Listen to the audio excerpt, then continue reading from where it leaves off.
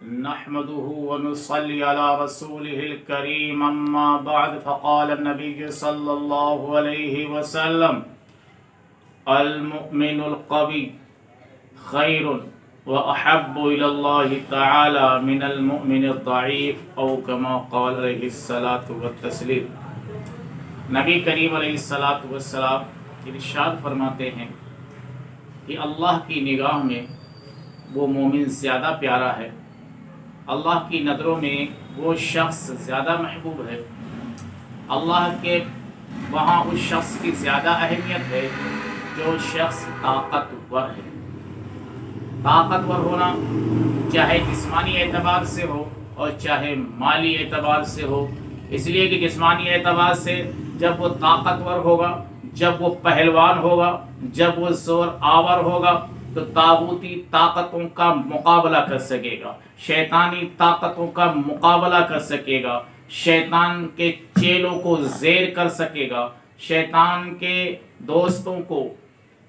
بھاگنے پہ مجبور کر دے گا۔ اور جب اس کے پاس مالی طاقت ہوگی،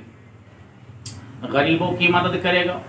تنگ دستوں کی مدد کرے گا، بے سہارا لوگوں کی امداد کرے گا، بیوہ یتیم لوگوں کی مدد کرے گا۔ اس لیے نبی کریم علیہ الصلاۃ والسلام فرماتے ہیں کہ غریب کے مقابلے میں، کمزور کے مقابلے میں طاقتور مومن اللہ کو زیادہ محبوب ہے، اللہ کے نزدیک زیادہ بہتر ہے۔ معلوم یہ ہوا کہ دولت کا کمانا بھی ضروری ہے، طاقتور بننا بھی ضروری ہے، جسم کا لحاظ رکھنا بھی ضروری ہے، ان تمام چیزوں سے پرہیز کرنا بھی ضروری ہے جس سے ہمیں ہمارے جسم کے اندر کمزوری آئے۔ ہمیں وہ تمام چیزیں اپنانی چاہیے، کھانے کی ہوں حلال طور پر تو کھانی چاہیے، پینے کی چیز ہو تو پینی چاہیے، شرط یہ ہے کہ حلال ہو اور اس سے ہمیں طاقت حاصل ہو۔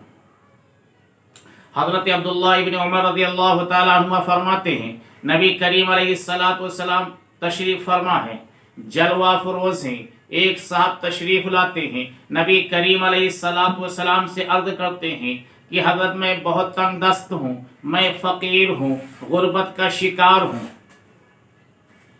آپ کوئی لائحہ عمل بتائیے، کوئی پیارا سا نسخہ بتائیے جس کی وجہ سے ہماری تنگ دستی دور ہو جائے، ہماری غریبی دور ہو جائے، ہمارا فقر دور ہو جائے۔ نبی کریم علیہ الصلاۃ والتسلیم نے فرمایا کہ صلاۃ ملائکہ کہاں چلی گئی، یعنی فرشتوں کی وہ تسبیح کہاں چلی گئی، تسبیح خلائق وہ کہاں گم ہو گئی جس کے ذریعے سے ان کو رزق ملتا ہے۔ نبی کریم علیہ الصلاۃ والسلام نے اس شخص سے کہا کہ صبح کے وقت میں، یعنی جب سحری کا وقت ختم ہو جائے، فجر کی اذان کا وقت ہو جائے تو اس وقت 100 مرتبہ سبحان اللہ وبحمدہ، سبحان اللہ وبحمدہ، سبحان اللہ العظیم وبحمدہ استغفر اللہ، 100 مرتبہ اس کو پڑھو۔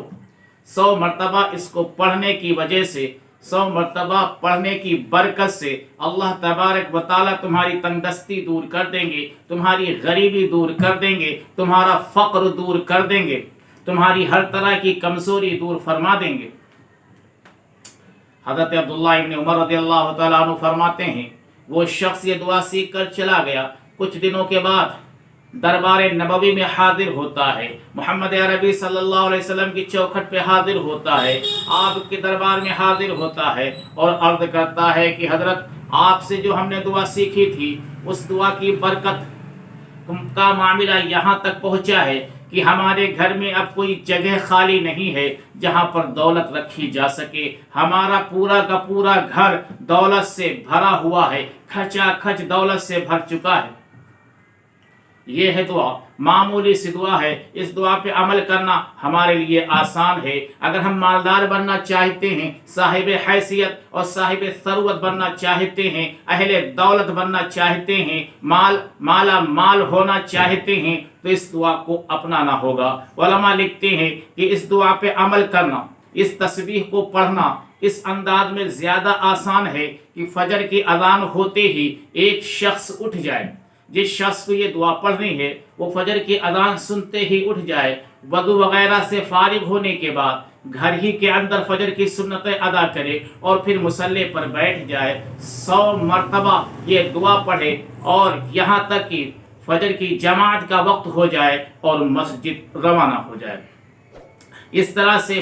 گھر میں سنت پڑھنے کا شرف بھی حاصل ہو گیا۔ نبی کریم علیہ السلام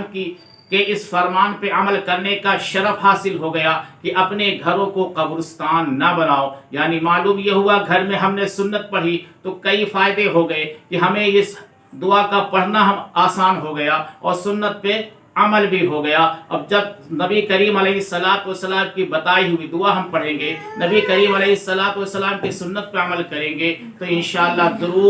ضرور فائدہ ہوگا۔ سبحان اللہ و بحمدہ، سبحان اللہ العظیم۔